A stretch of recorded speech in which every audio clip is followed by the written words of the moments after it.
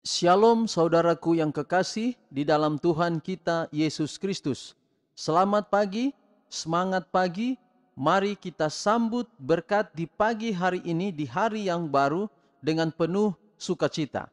Kita akan mengikuti ibadah renungan pagi pada pagi hari ini, tetapi kita akan memuji Tuhan dan kita akan memuji Tuhan dari lagu Sion nomor 430, Bisik Doa Waktu Pagi.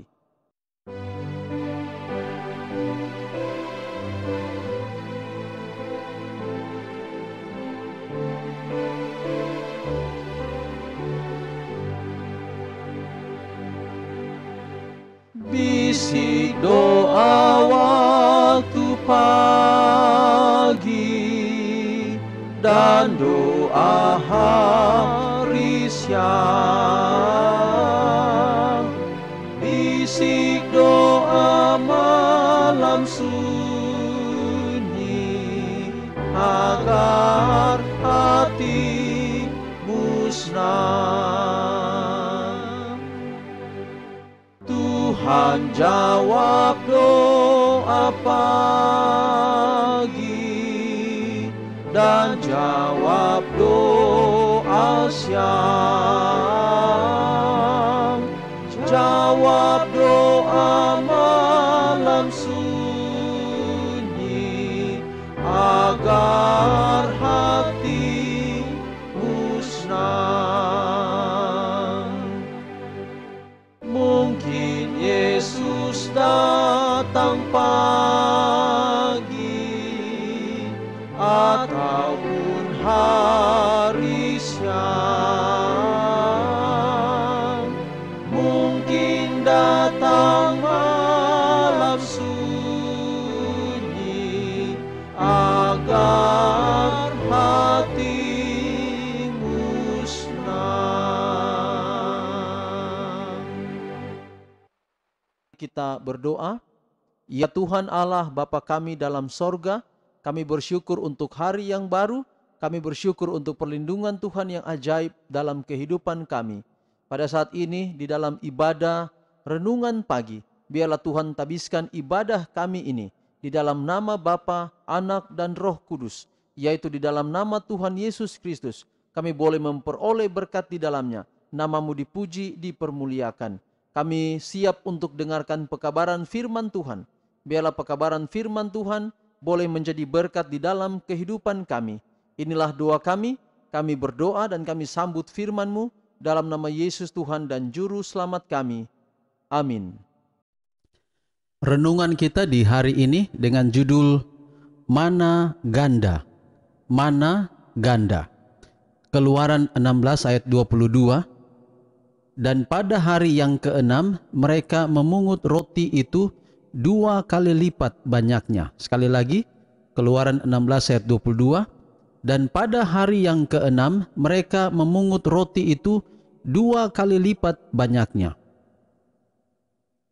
Sekali lagi judul renungan kita adalah Mana Ganda. Mana Ganda ini maksudnya adalah roti atau mana yang turun atau yang dipungut pada waktu itu 2 kali lipat.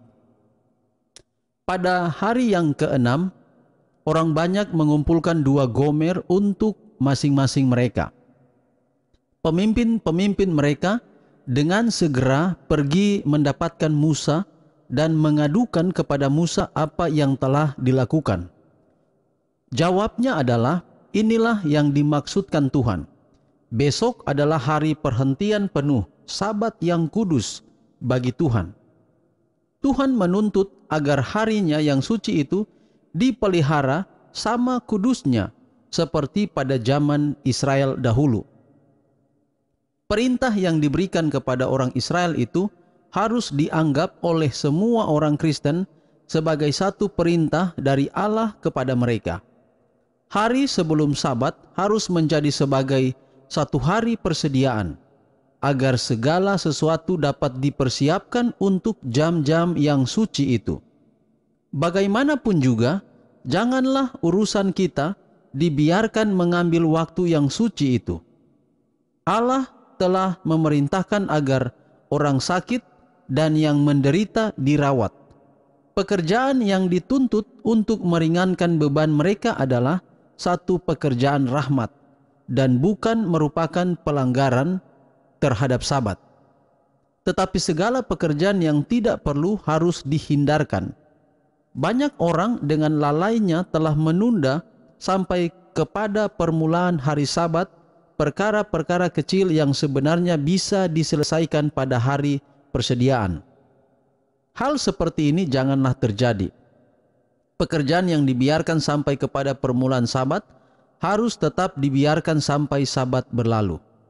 Cara seperti ini akan dapat menolong ingatan daripada yang lalai itu dan menjadikan mereka lebih berhati-hati untuk melaksanakan tugas mereka dalam 6 hari bekerja itu. Setiap pekan selama dalam perjalanan mereka di padang belantara, orang Israel menyaksikan satu mujizat rangkap 3 yang dimaksudkan untuk mengesankan pikiran mereka akan sucinya Sabat itu. Mana dalam jumlah 2 kali lipat diturunkan pada hari yang ke-6. Tidak ada mana pada hari yang ke-7, dan persediaan yang diperlukan untuk Sabat terpelihara dan tetap mulus dan bersih. Sedangkan jikalau dibiarkan tersisa pada hari-hari yang lainnya, mana itu tidak baik lagi untuk dimakan. Di dalam keadaan-keadaan yang berhubungan dengan pemberian mana itu, kita mempunyai bukti yang menentukan bahwa Sabat bukanlah ditetapkan. Seperti yang dikatakan oleh banyak orang, pada waktu hukum itu diberikan di Bukit Sinai, sebelum orang-orang Israel tiba di Sinai, mereka telah mengerti bahwa Sabat merupakan sesuatu yang dituntut dari mereka. Dengan diperintahkannya untuk mengumpulkan mana 2 kali lipat banyak setiap hari Jumat sebagai hari persediaan untuk Sabat, di mana tidak akan ada mana yang jatuh. Sifat yang suci dari hari perhentian itu tetap diingatkan kepada mereka. Dan bila mana beberapa dari antara orang banyak itu keluar pada hari Sabat untuk mengumpulkan mana, Tuhan bertanya, "Berapa lama lagi kamu menolak mengikuti segala perintahku dan hukumku?" Dalam buku Alfa dan Omega jilid 1 halaman 344 dan 346. Sebagai kesimpulan pekabaran kita hari ini adalah betapa Sabat itu adalah hari khusus, sehingga roti dari surga yang disebut mana itu harus jatuh, harus turun ke bumi 2 kali lipat banyaknya pada hari Jumat.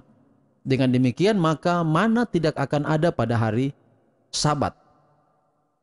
Itu berarti saudara-saudara, mana yang turun dari surga itu atau roti yang jatuh dari surga itu tidak diatur oleh manusia, tidak dikendalikan oleh manusia. Tapi mana itu dikendalikan oleh Tuhan. Itu berarti ketika pada hari Jumat 2 kali lipat turun dan pada hari Sabat tidak ada, semua di dalam kendali Tuhan. Itu berarti Tuhan tetap masih memperkenankan Sabat itu dipelihara.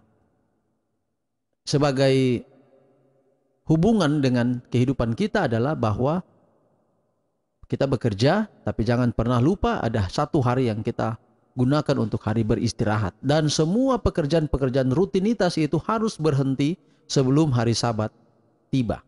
Maka hari persiapan menjelang Sabat bukan saja pada hari Jumat, tapi itu sudah dilakukan pada sejak justru hari pertama sampai pada hari yang ke-6. Saudaraku yang kekasih, Tuhan kiranya memberkati kita pada saat ini. Mari kita tunduk kepala dan kita berdoa. Ya Tuhan Allah, Bapa kami dalam kerajaan sorga, puji dan syukur kami persembahkan kepadamu untuk cinta dan kebaikan Tuhan di dalam kehidupan kami. Terima kasih untuk pekabaran yang indah di hari ini. Karena Tuhan yang menetapkan Sabat, Tuhan juga yang mengendalikan roti dari surga atau mana itu tidak turun pada hari Sabat. Biarlah melalui pelajaran ini kami mengerti bahwa Sabat penting bukan hanya untuk bagi kami manusia, tapi itu juga penting bagi Tuhan. Itulah sebabnya Tuhan, terima kasih dan meteraikanlah pekabaran ini dalam hati kami. Saat ini Tuhan, hamba berdoa menyerahkan semua pendengar audio renungan pagi ini di mana saja berada.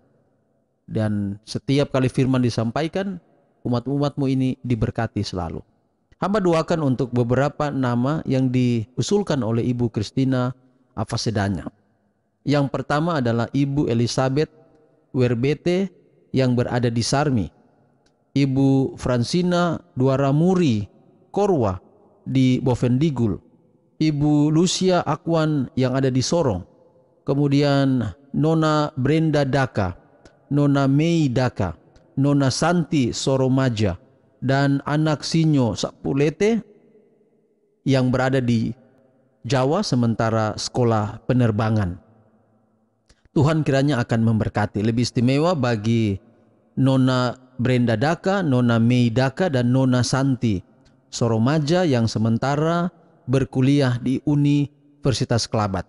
Tuhan memberkati kiranya, biarlah ketika mereka selesai sekolah, mereka dapat menjadi kebanggaan bagi orang tua mereka dan juga bagi keluarga. Teristimewa mereka jadi kepujian kehormatan bagi nama Tuhan. Nama menyerahkan mereka bertiga ini sebagai mahasiswi, mereka selalu dituntun oleh Tuhan. Dan bagi Ibu Elizabeth Werbete di Sarmi, Ibu Francina Duaramuri, Bovendigul, dan Ibu Lucia di Sorong, Tuhan berkati Ibu bertiga, Tuhan campur tangan dalam hidup Ibu bertiga, dan Tuhan selalu cukupkan semua kebutuhan, keperluan mereka.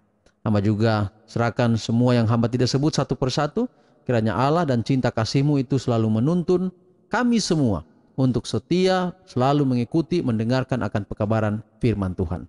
Inilah doa kami Bapa, terpujilah nama Tuhan, kasih karunia-Mu melalui damai sejahtera Tuhan Yesus Kristus dalam kuasa Roh Kudus, menyertai kami hari ini sampai selama-lamanya. Karena kami berdoa dalam nama Yesus Tuhan dan Juru Selamat kami. Amin. Demikian ibadah renungan pagi kita untuk hari ini. Sampai jumpa di ibadah renungan pagi besok hari. Tuhan memberkati kita sekalian. Shalom.